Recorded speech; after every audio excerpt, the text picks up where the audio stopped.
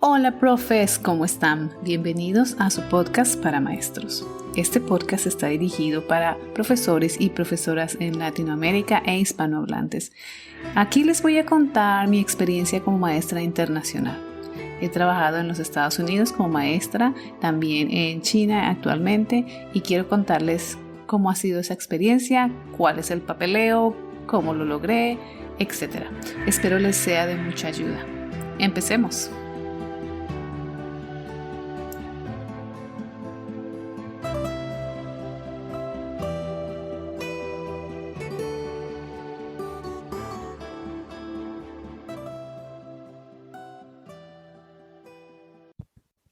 Profe, seguimos entrevistas. Vamos a entrevistar hoy a Alejandra, mexicana, que es profesora de chino.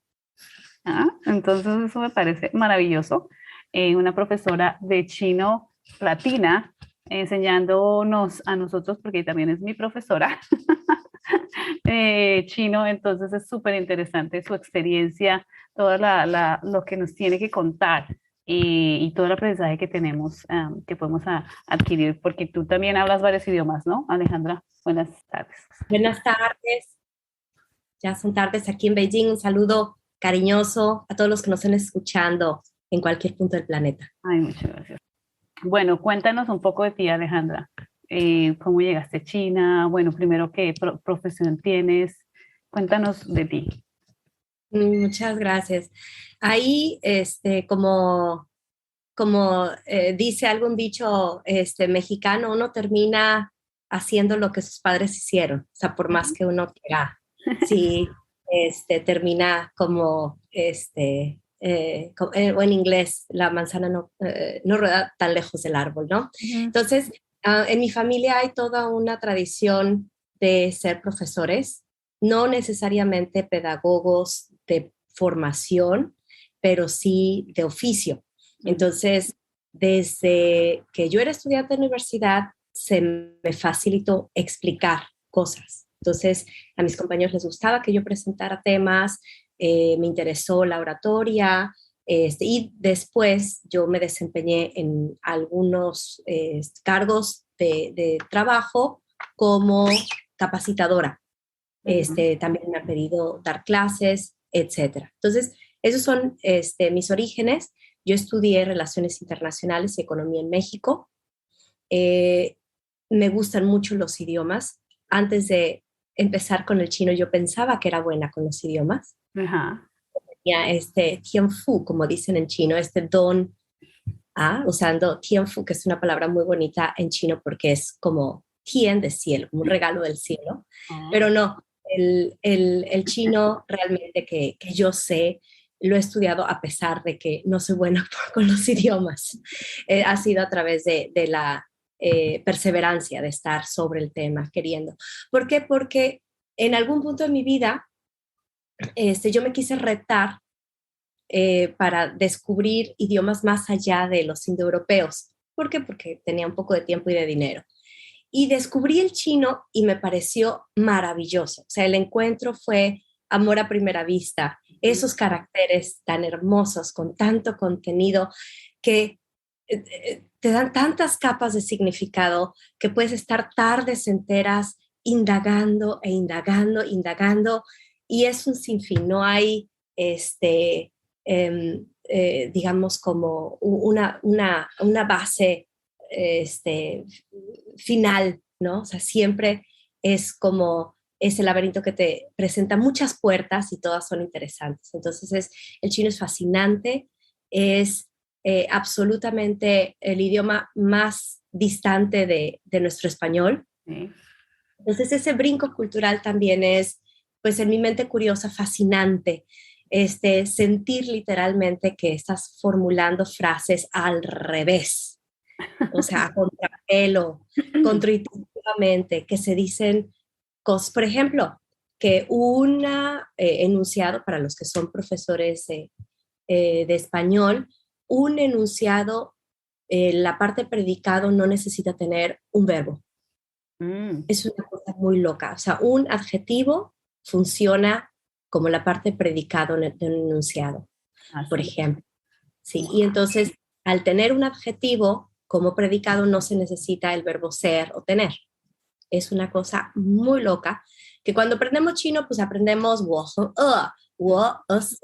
¿verdad? Yo tengo mucha hambre, yo estoy muy hambrienta, pero cuando intentamos formular la frase por nosotros mismos, es ahí donde sentimos que las ruedas del carro se empiezan a detener o atascar, ¿no? Porque empezamos a querer utilizar nuestra estructura mental para expresar algo en chino y no es así, no nos sirve.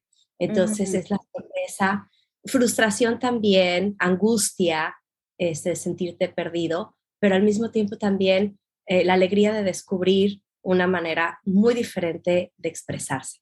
Entonces, yo con esa fascinación, en mis tiempos libres, porque era simplemente un hobby, estudié chino en unas condiciones muy malas, porque en Guadalajara no había una escuela formal de chino, eran simplemente unos inmigrantes que a punta de su esfuerzo se habían hecho un espacio en Guadalajara de mucho reconocimiento, porque es gente muy trabajadora, que ofrecían muchos servicios, entre ellos el idioma chino, pero ellos no eran maestros y no les interesaba ser maestros.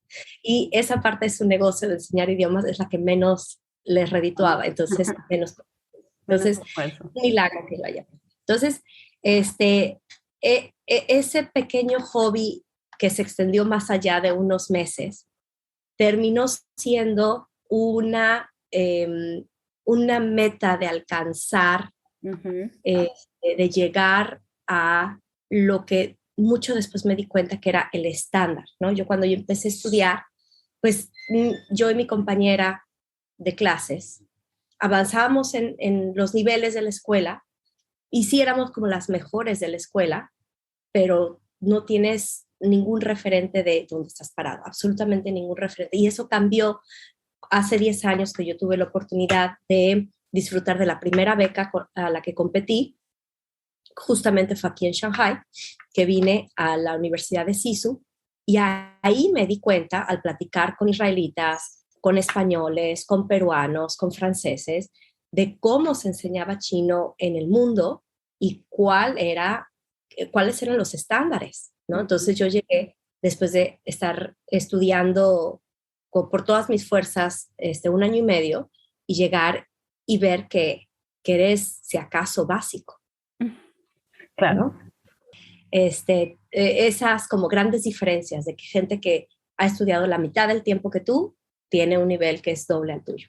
Y tú llegaste, o sea, tú viniste a estudiar, básicamente. Tú llegaste a China a estudiar. Sí, tuve la oportunidad de un verano, porque en esa época yo empecé a estudiar chino cuando ya era un adulto completo, en el sentido de que yo ya me había graduado, ya tenía toda la responsabilidad de sostenerme por mí misma, tenía un trabajo de tiempo completo y además estaba estudiando mi segunda licenciatura. Entonces, el chino era mi hobby, nada más, ¿no? Pero me gustaba mucho, o sea, de esas llamadas intuiciones, si me hubieras preguntado hace 10 años, ¿qué quieres con el chino? Yo nada más me estoy divirtiendo. O sea, era como una pérdida de dinero en el sentido de que las clases me costaban y yo no tenía ningún objetivo claro de cómo podía esa inversión tener algún impacto benéfico en mi carrera. Ninguno. Esta primera visita a China fue financiada por mi bolsa, porque los mexicanos no tenemos exactamente tantas oportunidades en comparación con otros países, y yo en particular por venir de Jalisco. Entonces eso también para mí fue un impacto muy grande. O sea, de ver que las personas que habían tenido oportunidad de disfrutar de esta beca, que es una beca de 6 semanas de estudio, o sea, no es tanto, pero eran personas que eran respaldadas por alguna institución o por sus padres. O sea, no es un programa en la cual se ofrezca a todo público y en el cual realmente talentos. Como el Instituto Confucio, que está en muchos países. Exactamente. En México, desgraciadamente, para ser un país tan grande, solo hay 5 institutos Confucio, y por cosas de la vida no hay uno en Guadalajara, que es una de las ciudades más importantes de México. Entonces yo estudié como en el semillero del Instituto Confucio, que es la Casa de la Cultura China, que está al frente de la maestra Lili, que hace un gran esfuerzo por promover la cultura china, pero ciertamente la escuela de idiomas es muy pequeña. Y esa realidad cambió. ¿Por qué? Bueno, porque la Universidad de Guadalajara, a través de su escuela de idiomas, tuvo a bien impulsar el programa de chino hace 4 años. Y hace 4 años tuve el honor de ejercer como la coordinadora del programa y me tocó entonces diseñarlo, invitar maestros, promover los primeros grupos, y es un programa que sigue y entonces es la base de lo que puede ser el Instituto Confucio en Guadalajara. Qué interesante, Sí. qué interesante, qué interesante. Entonces te vienes a China a estudiar, aprendes chino y te quedas. ¿Qué Sí, pasó ahí? no fue tan fácil ese camino, porque No, nunca es fácil. fue una pequeña probadita de China que me abrió los ojos, por Ujú. ejemplo. O sea, sentirme con tantísima deficiencia, o sea, año y medio de estudiar y que eres básico, o sea, no sabes decir nada, aunque reconozcas muchos caracteres, pero no puedes hacer frases y no puedes competir contra la española, contra el ruso, o sea, ¿cómo es posible que tengan de estudiar la Ujú. mitad del tiempo que tú y sean mejores que tú? O sea, ¿cómo es posible, no? Entonces, en ese análisis de por qué, porque yo regreso muy revolucionada a Guadalajara y con esta idea de que el chino no debe de ser tan difícil de estudiar, tan caro ni tan largo. Pero esa inquietud necesitó estarse como gestionando en mi cabeza por muchos años, Ujú. porque del 2012 al 2017, que es cuando me contrata la Universidad de Guadalajara para hacer el programa de chino, en esos 5 años yo tengo la oportunidad de competir otra vez para una beca, pero ahora sí en serio, o sea, una beca en la que tu único trabajo Estudiar. es estudiar chino. Ujú. Okay. Entonces son esas becas que estás 4 horas todos los días frente al maestro y en teoría tú tienes que estar 4 horas haciendo estudio personal y la velocidad de asimilación del idioma es velocísima, Ujú. velocísima. Pero bueno, después de 2 años de estar estudiando así, yo logro el HSK5, que es el equivalente a un B2C1. Ujú. Entonces, Sí, sí. esa era mi meta. ¿Por qué 2 años y no uno? Bueno, pues otra vez volví a lo mismo, como mexicana de Guadalajara, Responsabilidades. pues, o sea, es decir, la beca que me dieron de parte del gobierno chino era bienvenida al dormitorio de la universidad y a las clases, pero el boleto de avión, el seguro de vida, la comida, el transporte, todo tiene que correr por mi cuenta. Y Ujú. entonces, bueno, pues por más barato que sea China, pues tienes Claro, que estás sostenerlo al de otro alguna lado del manera. mundo. Ujú. Y aparte yo no soy hija de familia en la que tenga como algún sponsor, ¿no? Mm. Entonces, esa desventaja me dio la grandísima oportunidad de pulir mi talento natural por enseñar. Ujú. Entonces, me contrataron para ser maestra de inglés, ¿no? Entonces, yo trabajé 2 años en China como maestra de inglés, unas experiencias maravillosas. Y ahí también viene a apoyar como toda esta inquietud que yo tenía de a ver cómo se puede estudiar chino de manera más fácil. Inquietudes sobre qué es la adquisición de idiomas, qué técnicas se deben de aplicar, cómo es el estudio personal de un idioma, etcétera. Entonces estaba 100% de mi tiempo metida en el agua del estudio de idiomas. ¿Por qué? Porque yo misma estaba estudiando idiomas y veía el desempeño de mis maestras y los comparaba y luego salía de clases y me iba inmediatamente a trabajar en enseñanza de idioma. Ujú. Entonces, esas discusiones con mucha gente, discusiones, digamos, con mi propia cabeza, mi propio desempeño en la adquisición del idioma, investigación, todo eso me hace como reunir como un marco mucho más claro cuando antes de que yo regrese a Guadalajara después de esa experiencia en China, ya tengo como una idea perfectamente clara de lo que yo quiero lograr. Entonces yo digo, yo necesito hacer una escuela de idiomas de chino en Guadalajara.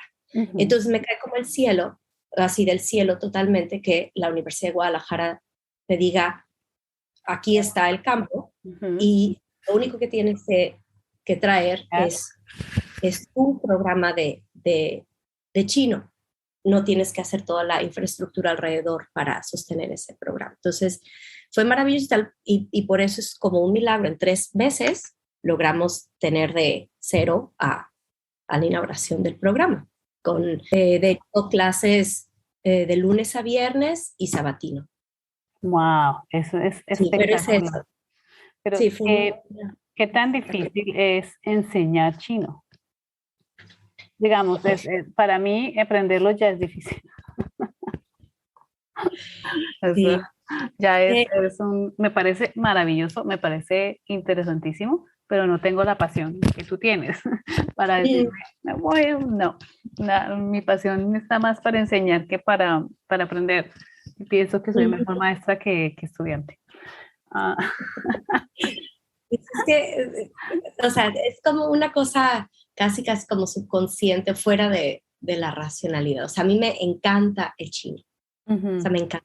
Una vez uno de mis profesores nos preguntó qué van a hacer de vacaciones y yo, sin dudarlo, dije estudiar chino. O sea, en mis tiempos libres yo abro libros de chino. O sea, me encanta, me encanta. Obviamente a nadie le gusta tener la obligación de pasar un examen, de tener que hacer ejercicios, o sea, y eso yo le rehuyo, pero al idioma, al encontrarme con el idioma, me encanta. Y mucho de lo que sé, si no es que todo lo que sé en chino es producto de esa curiosidad. O sea, muchas cosas que yo sé, por ejemplo, de la fonética, de los radicales dentro de los caracteres, de la historia de las palabras, todo eso yo lo investigué por mi cuenta, por mi gusto. Entonces, ese gran interés, pues me es fácil transmitirlo.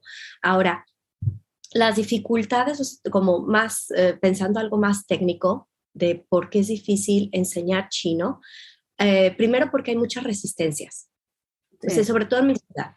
Yo aprendí chino y cuando empecé a estudiar me fascinaban los caracteres, como ya dije, y lo normal es voltear con las personas al lado tuyo y decir, mira, esta palabra, mira cómo... Y la respuesta que yo recibía es como de lejos de empatía, un poco el cuestionamiento. ¿Por qué? Porque Guadalajara es una creencia falsa, pero mucha gente la cree a un nivel muy fuerte, muy, muy profundo, de que la apertura, o sea, el ingreso de China a la Organización Mundial del Comercio fue la estocada final a la industria del calzado, particularmente en Jalisco, que es muy fuerte, muy fuerte. Entonces, o sea, ellos culpan a los chinos, entonces uno aprender chino, o sea, no por nada, hay muchas razones por las que no hay un Instituto Confucio en Guadalajara, pero unas porque no hay apoyo social. Entonces, pues no tienes una sociedad que tiene un consenso sobre la importancia de estudiar un idioma, pues nadie va a querer estudiar un idioma, y si nadie quiere estudiar un idioma, pues no hay ningún programa que se sostenga, ¿no? Entonces, para mí y para mi compañera Paula, era muy difícil porque tenemos que estar negociando mes a mes la tarifa que nos cobraban. Pues claro, porque a la escuela le costaba demasiado tener clase para 2 alumnas, ¿no? Entonces, teníamos que estar insistiendo, negociando, suplicando, rogando, molestando al maestro para que por favor nos diera clases, ¿no? Entonces, para mí esa segunda vuelta a China con esta beca para estudiar chino intensamente, pues a mí me transforma totalmente la vida, porque ya llegando a un nivel de HSK5, eso ya te pone en nivel para competir para una beca de maestría, que eso es lo que yo regresé como objetivo muy claro, ¿no? O sea, yo regresé a México y mi objetivo es, yo me quedo aquí lo que tarde en encontrarme una beca para estudiar maestría, porque maestría era una meta en mi vida. Ahora, pues alineé mis 2 cosas, ¿no? Mi carrera como relacionista de relaciones internacionales y el idioma que ya tenía, y entonces por eso llego a China esta tercera vez, en 2018, a estudiar una maestría que bien no es en idioma aplicado ni en chino, es en política internacional. Y bueno, ¿cómo me vuelvo maestra otra vez de chino? Pues por la pandemia.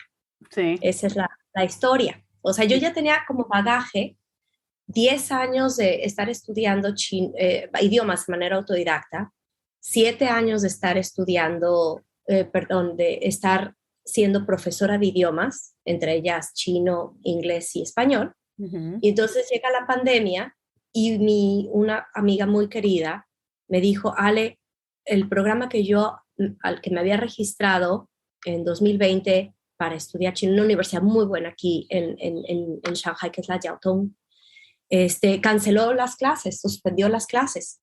Entonces, para no atrasarme, ayúdame a como hacer algo, o sea, pero ella me pidió este favor como un poco de, nos vamos a reunir a tomar un café Y vamos a y hablar.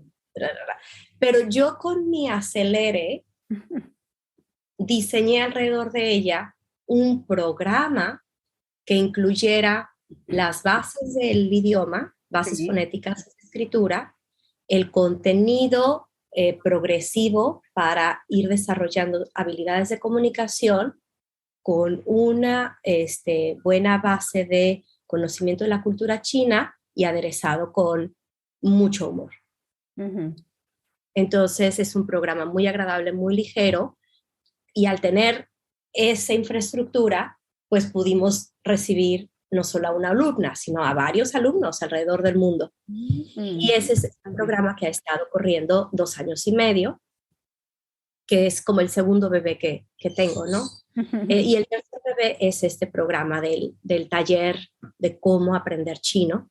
Entonces, dejo de lado lo que es estudiar chino para enfocarnos en entrenar al alumno a cómo dirigir su propio aprendizaje. Sí, sí, esto me parece supremamente interesante porque muchos extranjeros acá, muchos extranjeros, queremos aprender, pero no lo logramos. Es decir, nos frustra tanto, en un momento en que nos frustra tanto que decimos, no, ya, deja así. Aparte que no lo piden, ¿no? Porque es que no lo exigen. Realmente si tú no hablas chino, pues no pasa nada. Tienes que, con que hables inglés, tienes. Y eso es positivo y negativo. Positivo porque pues es cómodo para mí, pero negativo porque no me hace estudiar, no me genera la necesidad. Yo no necesito hablar de chino. Los chinos se adaptan a mí en lugar de yo adaptarme a ellos.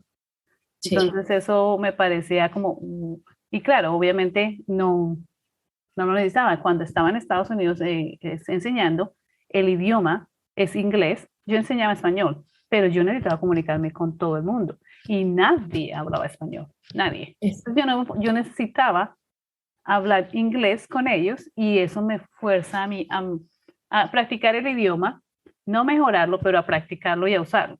Yo mejoro el idioma en inglés en China, cuando me toca enseñarlo. Cuando ya me dicen, me toca enseñar chino y yo, me toca enseñar inglés y yo digo, ok, entonces tengo que educarme a mí misma en cómo enseñar un idioma para poder, pues, hacer un buen trabajo, ¿no? Entonces me parece interesante lo que tú haces de enseñar chino a extranjeros y de desarrollar un programa que sea más adecuado, diría yo, o más llamativo para los extranjeros que estamos acostumbrados a aprender de otra manera. Y somos adultos, ¿no? Somos adultos aprendiendo y tenemos nuestras manías y las maneras de hacer las cosas y el tiempo y el trabajo. Y entonces es interesante que haya un programa que pueda uno decir, necesito este tiempo y una técnica que me ayude a mí a entender y aprender. Entonces me parece muy interesante que lo hayas desarrollado así, o sea, viendo la necesidad.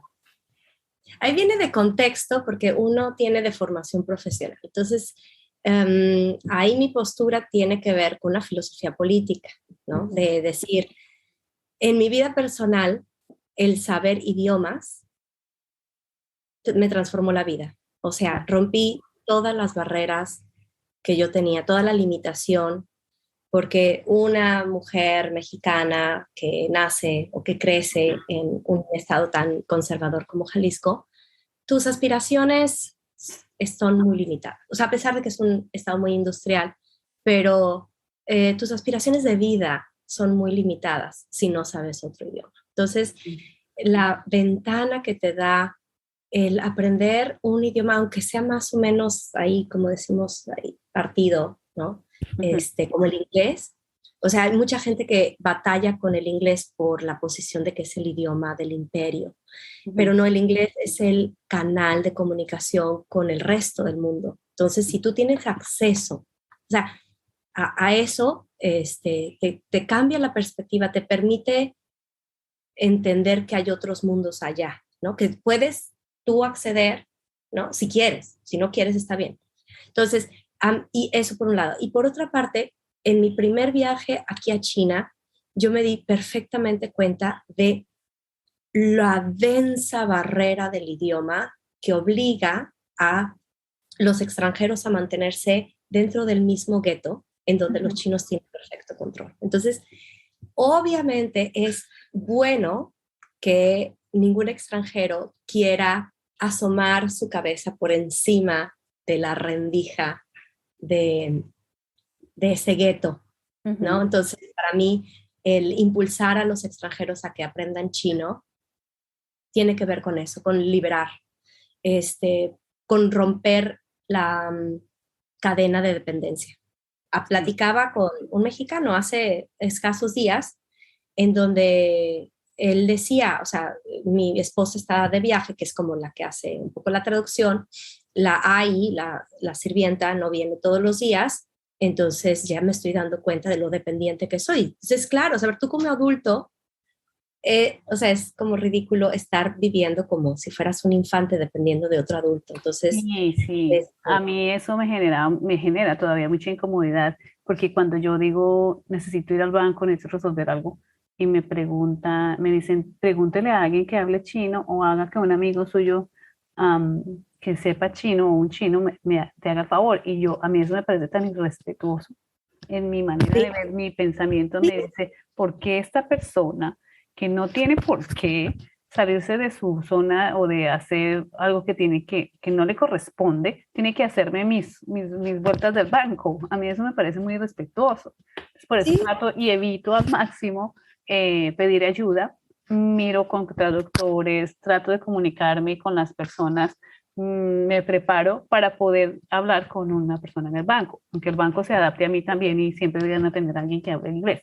Sin embargo, me parece irrespetuoso, y en las escuelas pasa mucho, que los profesores internacionales pues están con una persona detrás de una persona china, y la persona china pues ellos no dicen no, ellos no te dicen no, pero pues es que, a ver, tienen este trabajo, y encima les toca trabajar haciendo tus cosas personales. Comprarte la ropa, comprarte el mercado. A mí eso me parece tan irrespetuoso. Evito al máximo hacerlo, y miro cómo lo soluciono. Lo hago sola y pues que salga. Sí, entiendo, porque, o sea, para, por ejemplo, navegar en Taobao, en ir al banco, o sea, eso requiere un nivel de chino más avanzado. O sea, que inclusive ese yo a veces me encuentro con dificultades de expresarme.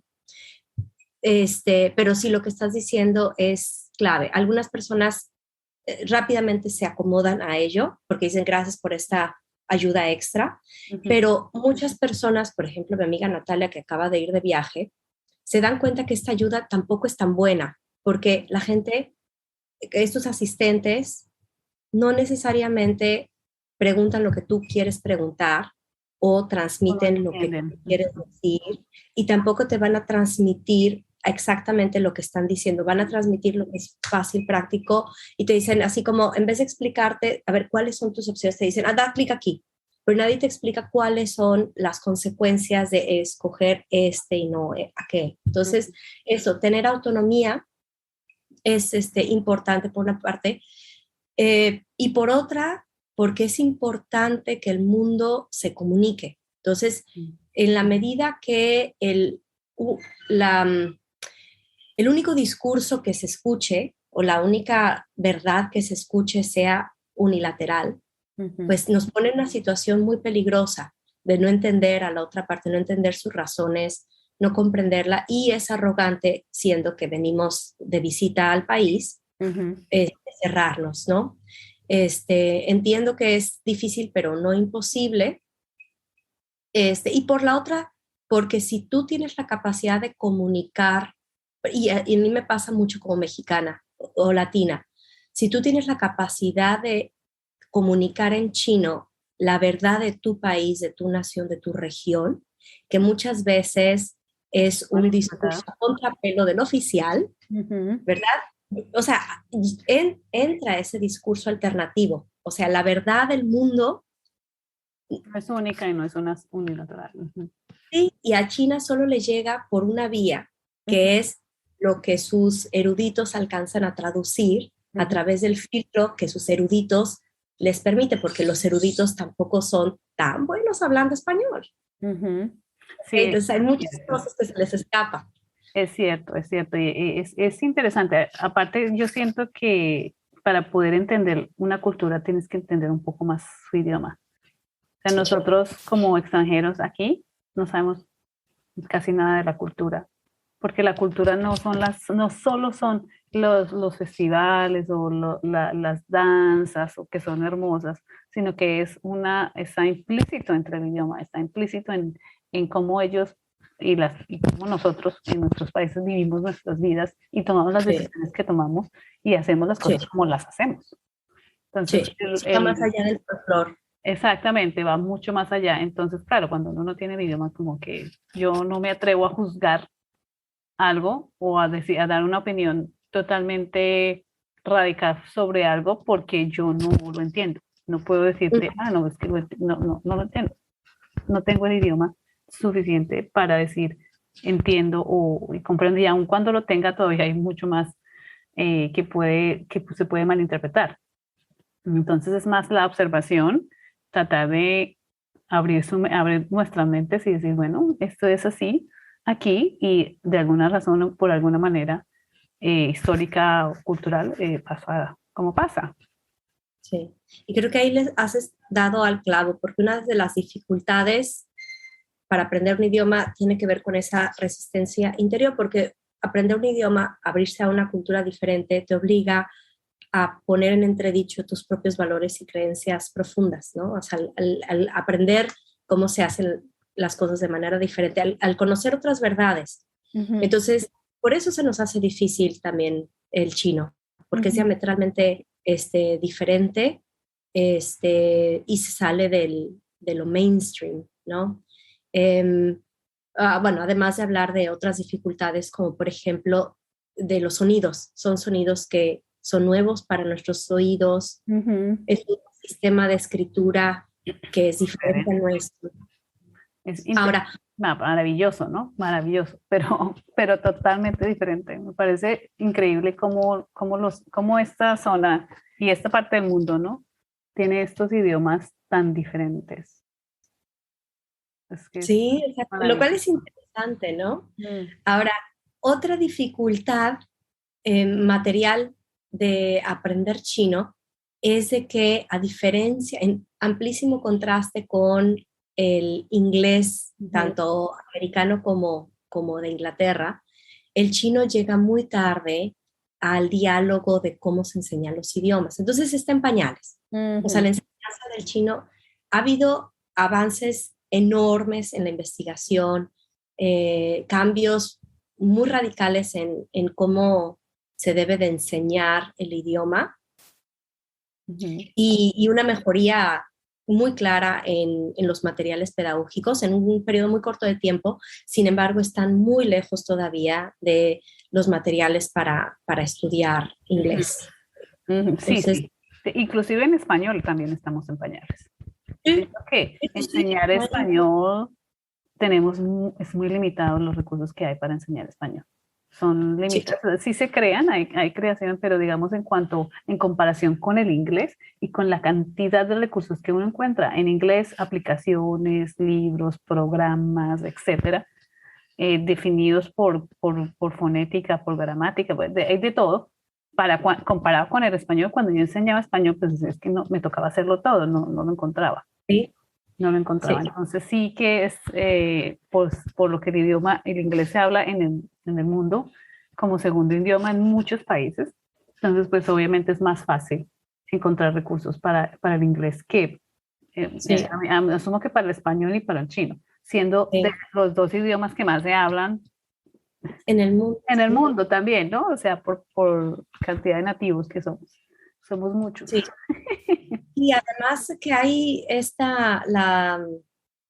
el conflicto político permea, obviamente impacta en la enseñanza, y hay dos sistemas distintos de enseñar chino, ¿no? Que no necesariamente, o sea, a la hora que llegan con el estudiante pueden ser incluso materiales complementarios, pero puede ser confuso si no se entiende bien el contexto. Y otro, digamos, elemento que yo apuntaría para la dificultad del idioma, antes de pasar con la dificultad personal de los estudiantes, tiene que ver con los maestros. Los maestros chinos vienen de una tradición pedagógica que me ha costado mucho trabajo a mí comprender, que tiene sus valores, pero que es muy distinta, casi antagónica con la raíz pedagógica sobre la cual estamos desarrollando en Occidente programas. O sea, la postura de, por ejemplo, en Occidente, si un alumno no entiende, al primero que voltean a ver como culpables al maestro, porque es el maestro que tú no has sido capaz de entender las necesidades del alumno, de adecuar el contenido de la clase a los canales que son favorables para que el alumno entienda, o que no has llamado suficiente su atención para generar esa motivación. En chino es absolutamente lo contrario, porque o sea, si escarbas en la raíz filosófica, para Confucio, por ejemplo, uno es lo que es y no puede cambiar. Entonces, tu lugar en el mundo tiene que ver con lo que eres. Entonces, es un poco muy fijo. Entonces, el maestro no tiene la obligación, o sea, derivado de esa idea, no tiene por qué cansarse en buscar maneras de que tú entiendas, porque tu naturaleza no está en entender. Si tu naturaleza fuera aprender y entender, entonces lo harías. Entonces, digamos, no nos vamos a pelear, pero sí hay como, digamos, a la hora de estar en una clase china, Es sí tu se ve. responsabilidad, básicamente. Claro, el maestro está, o sea, por más mal, sí. por más, o sea, desde su oratoria, desde Qué mal interesante. Porque podríamos que encontrarnos en un middle ground, ¿no? En la mitad, donde sí el alumno tiene la responsabilidad y el maestro también, como hay como una mitad donde no todo es responsabilidad del maestro, no todo es responsabilidad del alumno, pero estamos en la mitad. Tu responsabilidad, porque en las entrevistas anteriores me decían, los muchachos que yo enseño son muy responsables y se esfuerzan. sí. Y pues obviamente el maestro tiene que ser muy responsable, también se debe esforzar. Entonces es interesante que se llegue a una mitad, a donde hay dos responsabilidades. Obviamente el alumno tiene que aprender, tiene que esforzarse. Sí, sí, o sea, aquí, por ejemplo, eso es evidente. O sea, el 100% de la responsabilidad está en el alumno, a pesar de las circunstancias. A mí me parece que eso es muy contraproducente porque le quita mucho. Bueno, tampoco no hay tanta tradición de desarrollar el talento de los profesores, como de saber cómo enseñar. O sea, y se cometen pecados capitales en la enseñanza. Por ejemplo, no tener un programa, no tener idea de cuáles son los objetivos de la clase, no tener claro métodos de evaluación del alumno, ¿no? O sea, o sea, lo básico no está. O pensar que la letra con sangre entra, pues no. Entonces, sí, hay como hay muchos profesores que son buenos, pero mi experiencia siendo alumna es que China tiene que desarrollarse mucho. Ahora, es cierto que el foco, sobre todo cuando hablamos de autodidactas, y ahí es donde voy, sobre todo que mi proyecto más grande ahora es enseñar a cómo transformarse uno mismo en autodidacta en chino. Yo de todas mis 60 alumnos que he enseñado chino en mi programa, solo una me ha generado como esa impresión de que sabe cómo usar su cabeza. Solo una francesa, que realmente, o sea, estaba en el programa tú como maestro, tú sabes que preparas tu clase y además preparas tu plan B, ¿ok? Entonces, cuando un alumno se acaba el plan A y el plan B, y entonces te empieza a preguntar más cosas y todavía queda la mitad de la clase, te empiezas a angustiar, ¿no? Entonces, es muy interesante que solo con esa alumna a mí me pasó eso, porque tenía esa capacidad de asimilar el conocimiento y de crear, relacionar y avanzar. Genial. Ahora, sí, o sea, me ha sorprendido, porque uno está aquí, sobre todo cuando, como yo hago clases 1-a-1, me es muy fácil estar en una posición de privilegio de observar con claridad qué está pasando dentro de la cabeza del alumno. Claro. Y para mí fue claro lo que estaba ella, cómo estaba ella procesando, y hago el contraste, digo, es malo comparar, pero sí hay contrastes muy claros con, en general, los alumnos latinoamericanos. Entonces, esa inquietud que yo me quedé de, a ver, pues nosotros cómo estamos, porque yo misma soy alumna, entonces yo no he sido buena alumna, porque yo no he sabido cómo operar mi cabeza para aprender. Sí. Me llamó mucho la atención que al investigar acerca de cómo se enseña el chino en México, en la literatura académica china, ¿no? Entonces, metiéndose en este océano donde hay puros chinos que escriben sobre cómo enseñar chino en el mundo, hay muchos reportes de estas maestros y maestras jovencísimos que los mandan a hacer pasantías en países latinoamericanos. Entonces, a mí me llamó la atención de mi país y unos reportes que te hacen llorar. ¿Por qué? Porque es, en chino se dice tu sao, es como criticar, o sea, sacar todo el veneno de, o sea, ¿cómo es posible que los alumnos no lleguen a tiempo? ¿Cómo es posible que un maestro tenga que decirles que tienen que preparar la clase? O sea, que tienes que hacer el review antes de llegar. ¿Cómo es posible que les doy una tarea y no la hacen? ¿Cómo es posible que estén usando su celular en clase, que estén comiendo en clase, que estén en clase pensando en organizando la fiesta del fin de semana? O sea, los maestros así muy desesperados, o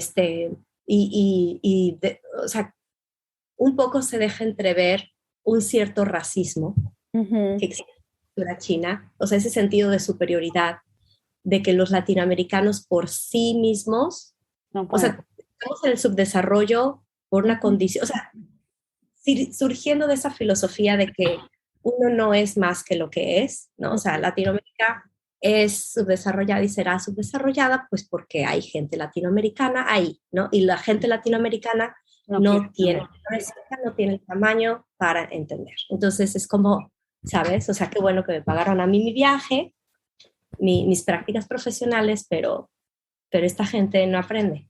Entonces, duro. para mí es como... Dolió, ¿no? O sea, es duro, porque yo entiendo...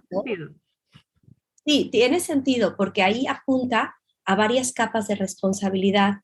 Una tiene que ver con la política nacional, que nos toca a todos. Como maestros, o sea, tú sabes que por más bueno que es el maestro, el programa, los materiales, el entusiasmo, los alumnos, la necesidad del país, o sea, digamos, todo lo que permitiría que la población supiera un idioma, pero si no hay una política de apoyo, o sea, en mi caso, no haber suficientes becas, no hay nada, ¿no?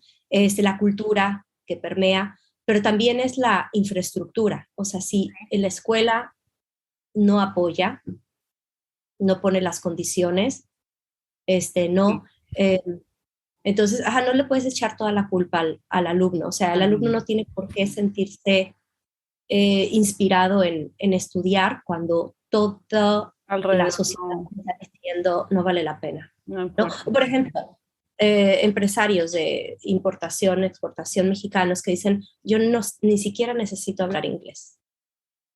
Entonces yo digo, bueno, ni siquiera inglés, o sea, ni siquiera inglés. Entonces dices, ok, o sea, eso es. Es una observación que no, tal vez sienten que les funciona como les ha funcionado y no hay necesidad de mejorar o de cambiar. Sí, pero la pregunta es, ¿por qué los chinos están aprendiendo español con el vigor que lo están haciendo ahora? Exacto. O sea, los chinos que van a América Latina a hacer negocios aunque sea un español muy machucado, pero hablan. Sí. ¿Por qué? Pues porque, porque que tiene saber, sentido. Esa es una parte lógica, ¿cierto? sí, saber el idioma te vacuna a que te vean la cara de tonto, te permite romper la barrera y hacer un mejor negocio. del lado al intermediario. O sea, si tú no tienes acceso a el conocimiento directo, siempre estás a expensas del intermediario. Entonces, volvemos a lo que estábamos discutiendo antes de sentirnos adultos en China, ¿no? O sea, el intermediario. No sé si sea cultural de siempre depender de un intermediario, la cultura del intermediario, pero, pero también tiene una yo creo que más, mi interpretación sería como es conveniente, como en Latinoamérica, esto está conveniente, lo hago. No necesito, sí. es conveniente, me sirve. Es como, es sencillo, no tengo que... Hagámoslo. Sí. Yo siento que tal vez pues es esa sensación de ser conveniente y yo siento que en nuestros países en Latinoamérica hay mucho talento, hay muchas personas brillantes que no tienen esos accesos y que genial, por ejemplo, en tu caso, en mi caso también, los recursos que yo tenía para poder estudiar. Yo aprendí inglés también adulta y porque quise, pero yo hubiera podido decir, no aprendo inglés, me quedo como maestra de preescolar en el mismo colegio, de la misma manera, lo podía haber hecho, pero tenía esa curiosidad por el idioma, aprendí el idioma. Pero ya se me había metido en la cabeza o alguien tal vez me dijo, aprende inglés que te va a ir mejor, aprende inglés y entonces esa persona en algún momento, ese mensaje me llegó. Y al llegarme ese mensaje dije, bueno, vamos a aprender inglés y aprendí inglés. Y eso me abre la puerta para ir a Estados Unidos, a trabajar en Estados Unidos y a trabajar en China también, porque estoy enseñando inglés. Claro. O sea, posiblemente no sea una mejor vida en términos, o sea, porque es una inversión, ¿verdad? Que has estado haciendo. O sea, posiblemente peso a peso no es o sea, asombrosamente redituable, pero en calidad de vida, o sea, todas las historias que te ha permitido, experiencias que te ha permitido saborear, o sea, las ideas que has tenido acceso. Entonces ahí también yo diría que la dificultad de enseñar chino o aprender chino tiene que ver con o sea, la información que hay acerca de qué es el chino y cómo se estudia. Entonces, digamos, la misión del taller que yo imparto es eso, o sea, dar claridad dónde están parados, que sí es el chino mandarín. Cuando hablamos de chino, podemos estar hablando de 3, 4 idiomas distintos. Entonces, ¿cuál es el que vas a estudiar? De 2 tipos de sistemas de escritura, ¿cuál vas a estudiar? Y de decir, a ver, hasta qué profundidad debes de llegar o es tu meta inicial y cuánto te tardas en llegar. Es cierto que, por ejemplo, 100 horas de estudio de chino no pintan, o sea, apenas puedes presentarte a ti mismo. 100 horas de estudio de inglés, o sea, te avanzan hoy 100 horas de estudio de francés, ya estás pudiendo decir varias cosas. Tiene que ver con la distancia. O sea, no, digamos, se adjetiva como difícil, pero no es que sea difícil en sí, sino que es lejano. O sea, para los japoneses también es difícil estudiar chino, pero la distancia entre sus países es más corta. Y hay cognates y hay elementos, por ejemplo, los kanji, que aunque no se pronuncien igual ni tengan el mismo significado, pero sí tienen alguna raíz en común. Entonces nosotros estamos haciendo el brinco larguísimo y además de que hay mucha resistencia personal, espiritual, filosófica, política, ¿no? Entonces, sí. ¿Tú qué sientes que ha sido como lo más importante, no, como lo más difícil en cuanto a la cultura, en el choque cultural de vivir en China comparado con lo que es tu país, con México, con Guadalajara? ¿Qué es ese choque que te parece difícil? Si es que lo hay. Ay, es que esa pregunta es difícil como de responder, porque al final digo, a ver, ¿realmente somos tan diferentes? O sea, la gente se... Pero he tenido muchos alumnos, niños y adultos, sobre todo niños que digo, a ver qué, o sea, un niño es un niño, ¿sabes? Pero es cierto que el comportamiento de un niño sí refleja la sociedad y la familia. Entonces, todos los profesores que hemos estado trabajando o tenemos alguna experiencia en China, la primera conclusión a la que llegamos, o sea, en Asia se valora el conocimiento, o sea, el maestro es respetado, es valorado, casi alabado, o sea, los papás te saludan, preguntan, realmente están interesados de cómo va su niño, porque la idea de progreso está mediada por la acumulación de capacidades y las capacidades se adquieren a través del estudio. Entonces, en nuestras culturas, por cuestiones históricas, el avance social no necesariamente está dado por la adquisición de habilidades. Entonces, eso es un impedimento, por ejemplo, el respeto al profesor. Estás dando clase y tienes que parar tu clase para decir, por favor, no comas. O sea, aunque sea un alumno universitario de maestría, ¿no? O sea, es como, a ver, te anuncio que estás en clase, ¿no? Por favor, pon atención, o sea, y no nada más deja de jugar con tus celulares, hazte presente, ¿no? Entonces, esa grandísima diferencia hace toda la diferencia. O sea, en China los niños tienen entre mucha presión y mucha atención por estudiar. Entonces es valorado. Entonces como el ambiente para trabajar, para ejercer tu función como maestro es, digamos, más cómoda o más fructífera.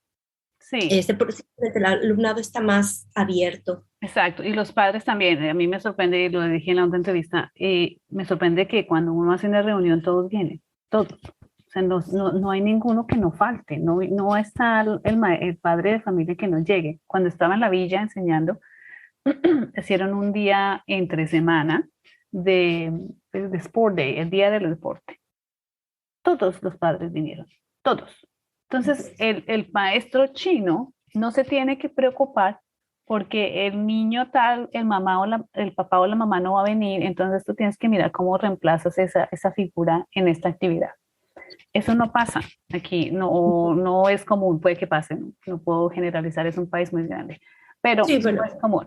Entonces llegaron todos los padres, mamá, papá, abuelos, todo el mundo llegó. Hicimos un Sport Day divino, todos participaron, no les importaba estar en el piso jugando con sus hijos, molestando, haciendo las competencias en triciclos de niños con los papás todos grandotes en el triciclo. Divino. Sí. Y yo decía, esto me parece maravilloso porque yo no tenía que estar preocupada porque el niño tal no estuviera nadie con él. No, eso no era mi responsabilidad era disfrutar con ellos. Esa era mi responsabilidad, disfrutar con ellos. Entonces eso me parecía muy interesante, ese valor que le dan a las actividades que se hacen en las escuelas. Entonces sí, cuando estaba en la última reunión de padres de familia, todos llegaron, todos, y todos me escucharon sentados callados así, escuchándome mi discurso de así enseño yo lo hago así, no sé qué, esa cultura de saber que el maestro está ahí y que que es tan importante lo que tiene que decir, que yo tengo que ir y estar presente. Eso para mí, eso me genera mucha alegría, saber que el mensaje que yo quiero dar llega a todos, que no me pasaba en Colombia, que no pasaba en Estados Unidos, que el mensaje que yo quería dar le llegaba a los de siempre, que eran los padres comprometidos que tenían el tiempo, que podían pedir permiso o lo que fuera, y llegaban a la clase, y eran los niños que pues tenían esa ventaja de tener padres comprometidos. Entonces sí se nota mucho. Y si no está el papá o la mamá preocupado, llega el abuelo o la abuela, pero alguien llega. Sí, alguien llega y aparte de que en casa se vive, o sea, el ambiente es de estudio. O sea, son niños que están acostumbrados a que mamá, papá siempre están estudiando también, siempre están leyendo. Sí. Y que se estudia de lunes a domingo. A mí me sorprendió, yo cuando la primera vez que estuve en China, o sea, mi primer año, me senté a hablar con una maestra china y me dice, ¿tú eres colombiana? Ah, bueno, yo leí a Gabriel García Márquez. Y yo me quedo así, como, ¿qué hace un chino leyendo a Gabriel García Márquez? Y me entero con ella, que es uno de los autores favoritos de los chinos. Sí. No te creo, o sea, no me cabía en la cabeza cómo vas a entender el contexto de Macondo en China. Pues es que tienen mucho en común. Para ellos todo lo que está en 100 años de soledad tiene tanto en común con el chino, con los chinos, con su cultura, como lo tiene con Latinoamérica. Y yo quedé así como, De verdad. Eso me sorprendió muchísimo. Sí, ahí volvemos al mismo punto. ¿El traductor de 100 años de soledad al chino es colombiano o es chino? No sé. Entonces, muchos de los traductores son chinos. ¿Por qué? Porque China sí está haciendo el esfuerzo y la inversión desde hace muchos años de estudiar el mundo, entre ellos América Latina. Y América Latina hasta muy recientemente está haciendo esfuerzos por estudiar China y desgraciadamente el ejército de estudiosos de China no tiene las capacidades lingüísticas para estudiar China directamente. O los que tienen la capacidad lingüística son muy limitados. Entonces, o sea, hay tanto que estudiar de China que son generalistas, ¿no? O sea, no se pueden especializar porque hay mucha necesidad. Entonces, esa es la observación también. O sea, la necesidad de que se estudie chino tiene que ver con una estrategia política de estás en desventaja si ellos saben más de ti que tú de ellos. Sí, y es interesante que ellos como chinos, y me lo decía el otro profe en una entrevista, y es que ellos planean a largo plazo y la inversión de sus hijos también es a largo plazo. Yo estoy invirtiendo a largo plazo, no es tan inmediato como nosotros. Y creo que eso es en toda Asia. Ellos no son tan inmediatistas como lo somos nosotros en la otra parte del mundo. Todo es como ya, ¿no? Esto se resuelve ya, pero no ven como las ramificaciones de esto que estoy resolviendo ya. Ellos como que lo ven mucho más a largo plazo, ¿no? Yo tengo, si quieren entrar en Latinoamérica, ese plan lo hicieron hace 10 años. Sí. Y van despacito, y van tranquilo, y cuando menos se dé cuenta ya estamos en Latinoamérica. Sí, y así son con sus... Bueno, no está mal, o sea, bienvenida el capital chino. Eso, o sea, de que llega y no estás preparado, ¿no? Entonces hay esas reacciones de invasores. Pues no, o te quitan el trabajo, pues, o sea, hay trabajo, o sea, pero así, entonces... Todo se modifica, ¿no? Sí, es interesante.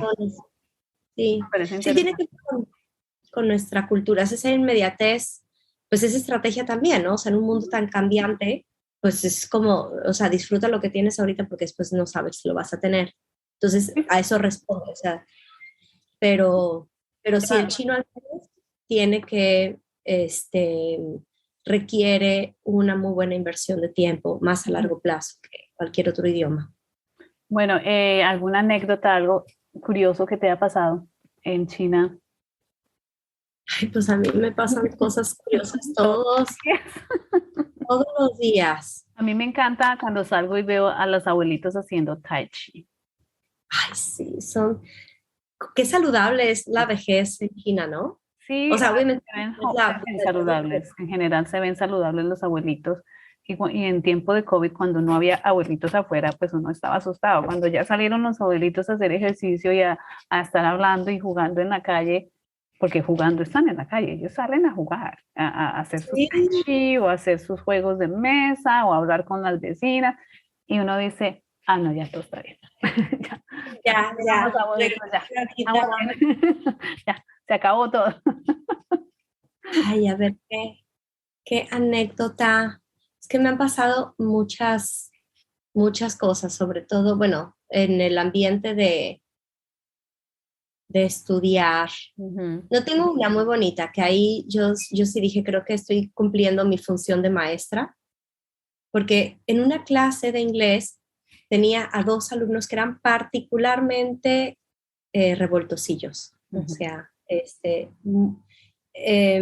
pero como maestros también, y muy inquietos, muy, muy, muy inquietos, pero no puede, o sea, tienes que pensar antes de establecer cuál va a ser como tu línea de corrección, porque dices, a ver, son 2 alumnos que cada vez que les pregunto contestan correctamente, entonces eso te refleja cuál es la raíz, la razón de su inquietud. Ya piensan que tu clase es demasiado aburrida porque ya lo saben, ya están ellos en otra cosa, mientras que el resto del grupo no. Entonces, ¿cómo nivelar, no? O sea, seguirlos alimentando, pero que no molesten al resto de la clase que todavía no ha entendido, ¿no? Entonces, estaba observando a esos 2 niños.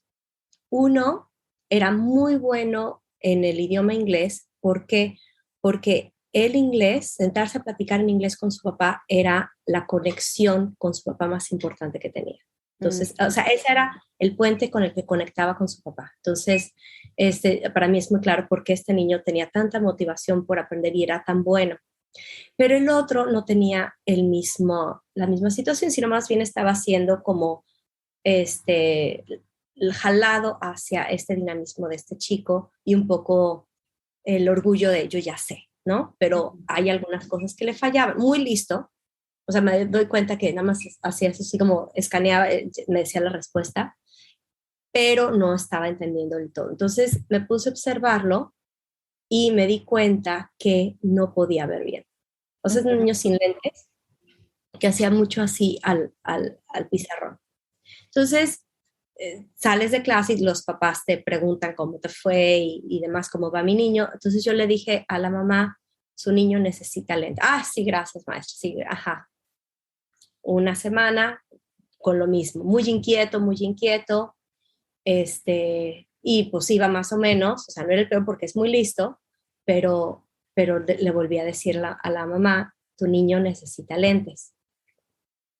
Va. Bueno, después de un mes de estarle diciendo, señora, su niño necesita lentes, el niño llegó con lentes. Gracias, maestra. Y ese niño se volvió mejor alumno de todas sus clases. Sí, definitivamente. Esas son observaciones que solo los maestros hacemos, ¿no? Sí, porque estás al frente, estás en el palco de donde estás viendo la acción.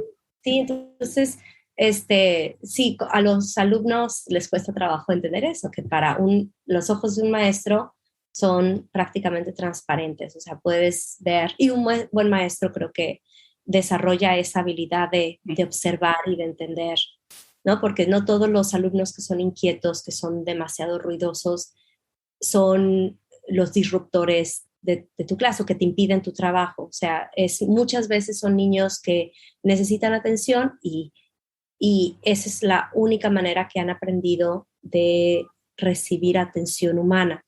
Entonces, si sigues fortaleciendo esa relación negativa de que su identidad como humano es alguien que es molesto, que llama la atención porque grita, porque empuja, porque lastima, se va a seguir repitiendo esa conducta, pero el profesor tiene esa capacidad de observar a un alumno y decir, es una persona que necesita atención y nada más tener una mirada distinta.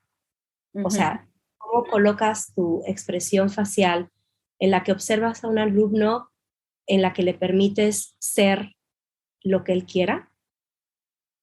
Esa es la transformación de un mal alumno, un alumno travieso o que no entiende, a un alumno que puede ser brillante, nada más por un cambio de la mirada del profesor. Sí, total. Eso es, nosotros tenemos un impacto muy grande en los estudiantes, muy grande. ¿Tienes algún consejo que le darías a los profes que estén llegando a enseñar en China? Sí, esa pregunta también se me hizo difícil porque yo digo, ¿qué consejo, o sea, si fueras a Dubái o a Lisboa, o sea, como, ¿qué es lo particular de China, no? Yo diría, o sea, si vas a trabajar a una diferente escuela, ¿no? Inclusive, ese es el mismo consejo. A la escuela vecina, sí.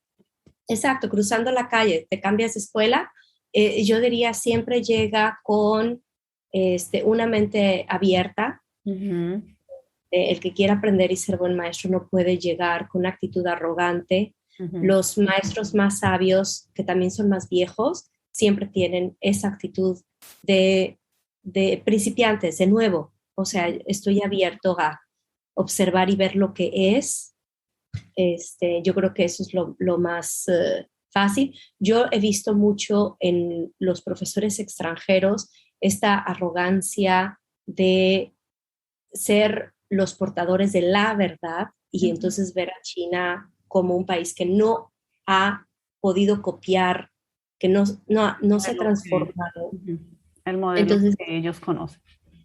Sí, entonces eso me parece como muy arrogante y aparte imposible, ¿no? Porque vas a contrapelo de la justicia del mundo. De miles de años.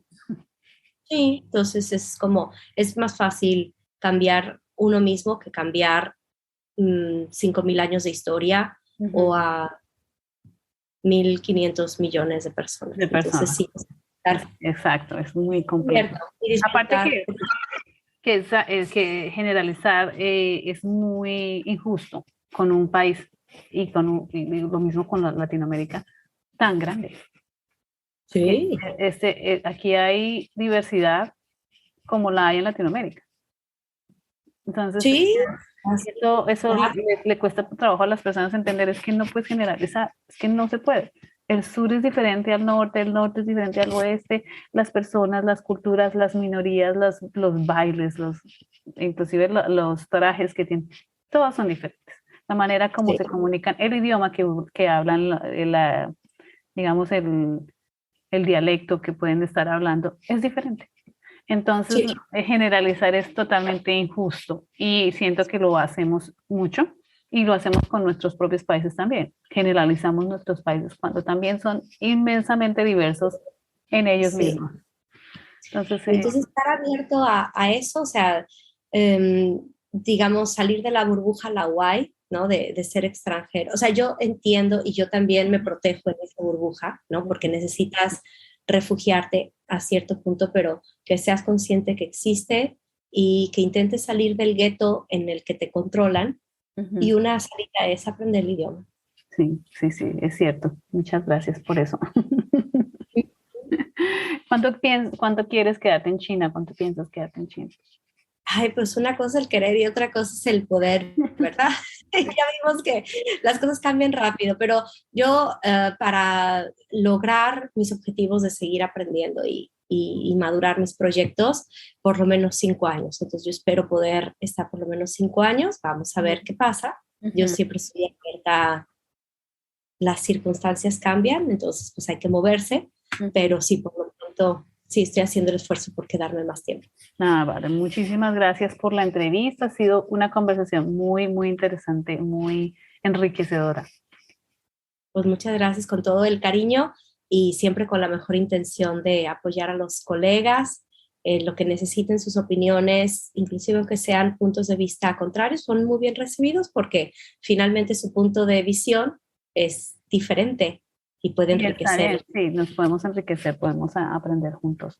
Ese es el objetivo, que como latinos también nos aprendamos juntos y veamos esas diferentes perspectivas que tenemos tan diversas y tan bonitas. Bueno, muchísimas gracias. Muchísimas gracias y pues estamos hablándonos en la siguiente clase. Sí, bienvenida. Nos vemos.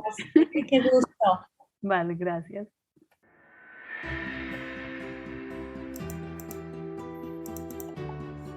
Bueno, profes, hasta aquí va este capítulo. Espero les haya servido mucho, que les haya gustado, les haya encantado, que los haya entretenido, que les sirva la información que les estoy dando. Se pueden comunicar conmigo en mi página de internet www.paramaestros.info. Ahí están mis contactos, mis redes sociales. Pueden llegar ahí, mirar, contactarme, escribirme a mi correo electrónico. Mi correo electrónico es podcast@paramaestros.info. Ahí escríbanme, yo estaré muy pendiente de sus mensajes. Si quieren que les cuente algo nuevo o alguna información que les parezca interesante, que quiera que les comparta con mucho gusto les compartiré. Solo escríbanme y bueno, nos estamos escuchando. Un abrazo fuerte y hasta el próximo capítulo. Chao.